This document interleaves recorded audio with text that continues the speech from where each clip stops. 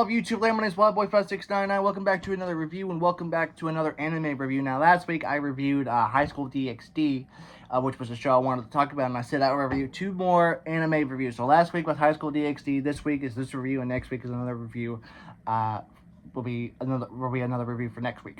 So this is week 2 of my anime review series or whatever, which I may do some more in the future. Who knows? But like I said, last week was High School DxD. This week is this series, which you see in the title, and next week is another series, another short series we'll talk about. So one of the first animes I ever watched was, of course, High School DxD, and of course I watched another anime with Jamie Marquis of another show called Witchblade, and then another show that I watched was also she did with Monica Rial, and of course they did 2 shows together. One of them is a very popular one, or their baby painting and stalking, but we're not talking about that one today. The one we're talking about is the first show they actually did together all the way back in 2008. That would be Burst Angel. Now, Burst Angel was one of the first animes I ever watched, because, of course, I was looking at Jamie Marquis Rose, and I found Witchblade, Burst Angel, and stuff like that. High School DxD, obviously. But this was the first anime I ever watched with Monica Rial. Of course, this show started out, as a manga in 2020. Whoa, that's completely wrong. In 2003. And then it got a Japanese subversion, became an anime in 2004, and we didn't get an English adaptation until 2008. And then we didn't get an English adaptation of the manga until this year. Now, they're supposed to release a... so Burst Angel has 3 volumes. I got this off the Crunchyroll website because I get free shipping and a 15% discount. But the Burst Angel manga came out 21 years ago, so it took 21 years to get an English adaptation of the manga. And so we got the Japanese anime in 2004. We only got an English adaptation in 2008. So about 16 years ago this year. I think 9, 21, 2, 3, 4. Still, yeah, that was one. Jamie Marquis and Monica Rial has told this is the first anime they've met on and worked together and become friends since then.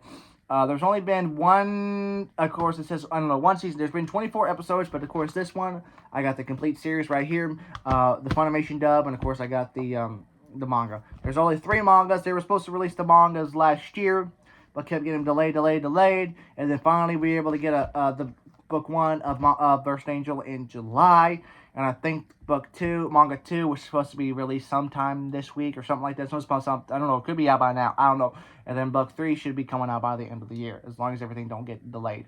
But anyway, we're going to be talking about the anime. Of course, it's got Monica Rial playing the lead role as Joe, and it's got Jamie Marquis playing her sidekick, Meg, played by Jamie Marquis. And you got their leader of the group named Sei, and then you got the youngest person of the group, Amy. And so, of course, you got another main character, which is a male by the name of Kiyomi Teknabana. I know I'm saying the names, these are Japanese names, so I'm sorry if I'm not saying that. So basically, the plot of Burst Angel, according to Wikipedia, takes place off in the near future in Japan. And so, everyone is become legal to carry firearms in Japan, which I don't know if that's a thing. I know in my state, you can still carry weapons. And the way things are going, people really need to carry guns around. But anyway, that's another topic we can talk about. But anyway, the story basically talks about Kiyomi is a pastry chef going to college and stuff like that. Gets caught in a shootout on the wrong tracks of the town, and then she is saved by the people, by Amy, Joe, and Meg, and stuff like that. And of course, Sei's also really is a nice leader of the group.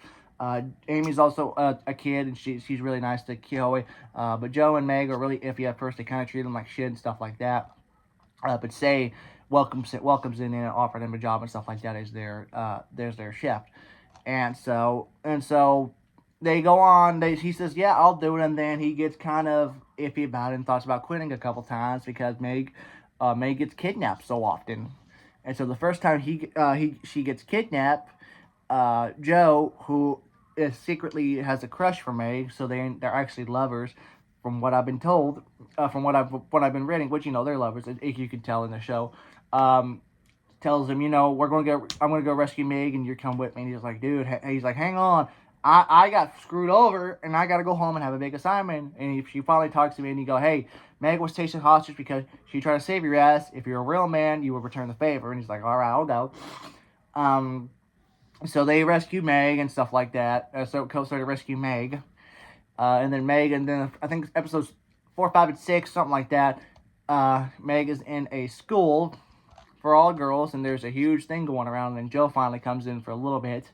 And one of the things that threw me off about Joe's voice, she's voiced by Monica Rial. And if you watch anything Monica Rial's in, of course, maybe people know whether it be Panty and Stocking with Jamie Marchi, or maybe people know her as Sue from My Hero Academia. And of course, this was the first show I ever watched Monica Rial in. Of course, if you watch the show, Joe has a really deep voice. But with Monica, her voice is really, really high, is on a high note. So when you watch Panty and Stocking as her as Stocking, that was the next show I watched him in. It literally threw me off. I said, that is no way that's the same voice. That's the same voice of Joe. And they thought the same exact thing because they were doing a Q&A panel at a GalaxyCon or something like that last year, and they said they met on the show Burst Angel, and Jamie didn't believe that was she played Joe in Burst Angel and all that. So it was funny because her voice is really low. I don't know if Monica can still do the voice of Joe. I don't know. But anyway, that's something I wanted to point out. Of course, Meg's voice, Jamie Marchi uses a real voice. I think Jamie does a couple of different voices on a different show and stuff like that.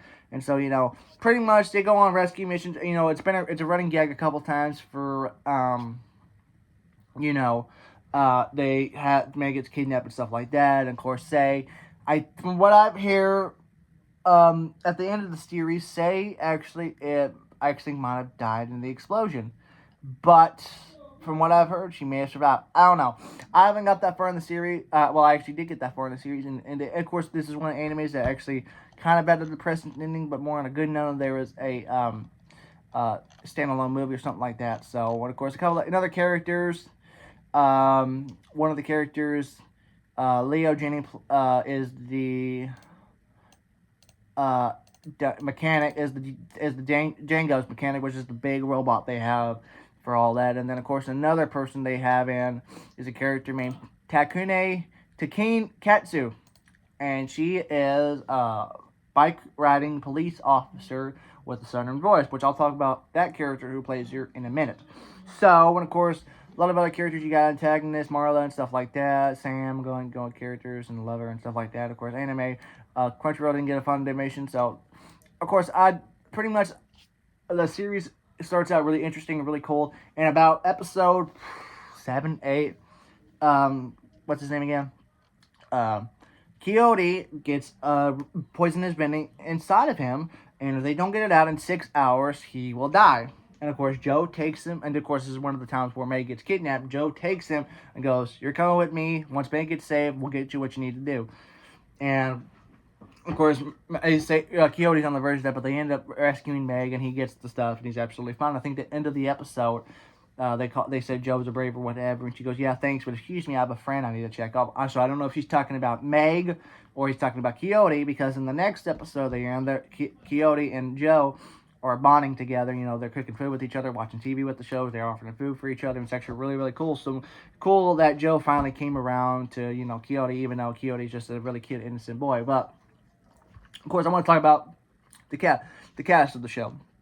So, as I said, Joe's played by Monica Rial, who voices voices Stalking, and Stalking, which, like I said, still blows my mind. That's still her. Also plays Sue in My Hero Academia, and of course, with other anime shows. I think she plays Rhea Grimberry's mom in High School DxD. Because I know she's in High School DxD, but I know she had a small role. Meg's voiced by Jamie Marchi. Of course, we talked about her many times, from Reyes to Mount Lady to Junko and stuff like that. Baka and Tess, stuff like that. Say is voiced by a person named Colleen Harp. So I don't know what she's in, but Say, as the kind leader of the group, according to Wikipedia, becomes a member, but ends up probably getting killed. Amy is voiced by the same person who plays Gasper in High School DxD and My First Girlfriend's a Gal, Allison Victorian. She ended up, of course, I sent the last video. She ends up retiring in 2021 from the protesting, and then didn't like recording from home. And then Coyote Tikabana is voiced by a game named Greg Iris, and he's in a couple of animes I know. He plays the lead role of Tomiki in My First Girlfriend, a Gal, but it's actually Heaven Lost Property. And then he also voices a little minor role. I can't remember the character, but it's the character who takes pictures and has explicit photos of other high schoolers from Baka and Test. And so, but that Kiss character don't talk a lot. But Coyote is he's a culinary skid, and he likes does cooking, French, Chinese, and stuff like that. But overall, that's pretty much the series. Oh, before I forget, Takane Katsu, the Southern biker chick with the southern accent, is voiced by Caitlin Glass. The only reason I mentioned her because she was at Missouri Comic Con when I went to Missouri Comic Con back in February, and this was the only show I knew her in at the time. Didn't know anything about her as a big role in My Hero Academia as Mina. The only thing I knew her from at the time I went to Missouri Comic Con was Burst Angel. Of course, I was the first person to ask her a question. So when I talked to her about her character in Burst Angel, she looked at me confused, and then she finally knew what I was talking about and stuff like that. But she said that, and she also told me that she sang not only she sang the ending song, the English version of the ending song of Burst Angel. That was actually the first song she actually ever recorded with Funimation and Crunchyroll. And so people had mixed feelings about it, but I listened to the video. I listened to the song of the English version. It's actually really, really cool. So I wanted to point that out. But that's pretty much it on this review. I don't think anything else I got to talk about. So hope you guys enjoy the video. I know I made a video. I meant to mention in my video last week that I hope because I know Drastic Godzilla fan is a friend of mine who does reviews animes and stuff like that. I really hope that he gets around to reviewing High School DxD because I really want to see him review that. Maybe Burst Angel and stuff like that. We'll just have to wait and see when he ever has time. But hope you guys enjoyed the video. I know this one was a little bit shorter. I know Drastic Godzilla fan likes to make 45-minute, hour-long reviews because he goes into really great detail and stuff. But I just talked about the basic plots and cast like that. But anyway, I hope you guys enjoyed the video. If you did, rate with a thumbs up. Tune in next week to my final review as of right now, which should be a really cool one if you're interested in the show. But hope you guys enjoyed the video. If you did, rate with a thumbs up. As always, thank you guys a lot for watching. I'll see you on the future video. Take it easy.